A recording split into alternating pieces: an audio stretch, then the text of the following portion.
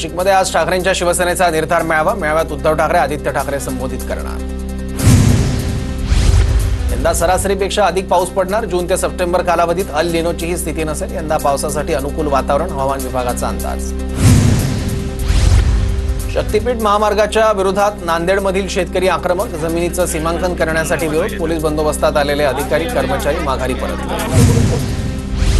राज्य सरकारकडून 5 सनदी अधिकाऱ्यांच्या बदल्या। MMRDAच्या सहआयुक्तपदी आस्तिक कुमार पांडे यांची नियुक्ती। देशला नव्या आर्थिक वर्षात पालिकेकडून 1000 कोटींचा निधी मिळणार। मात्र निधीचा विनियोग कोणत्या कामांसाठी करावा याबाबत पालिकेच्या अटी। मुंबईत अतिरिक्त पाण्यासाठी सांडपाण्यावर प्रक्रिया करण्यासाठी 27,000 कोटींचे प्रकल्प आधी 2028 पर्यंत पूर्ण क्षमतेने भरलेले प्रकल्प मुंबईच्या सेवेत दाखल होणार। पालिका आयुक्त भूषण गगराणी यांची माहिती। मुंबईच्या बाजारात कोकणातील हापूस आंब्याचे दर घसरले। मुंबई कृषी उत्पन्न बाजारात आंब्याचे दर 45,000 रुपये प्रति क्विंटल। आठवडाभरापूर्वी हेच दर 50 ते 60,000 रुपये क्विंटल इतके होते। ठाण्यात पाणी बचतीसाठी पालिकेचं आवाहन। पाणी वाया जात असल्याची तक्रार आल्यास थेट नळ कनेक्शन कापण्याचा इशारा। संभाव्य पाणी टंचाईमुळे पालिकेची खबरदारी।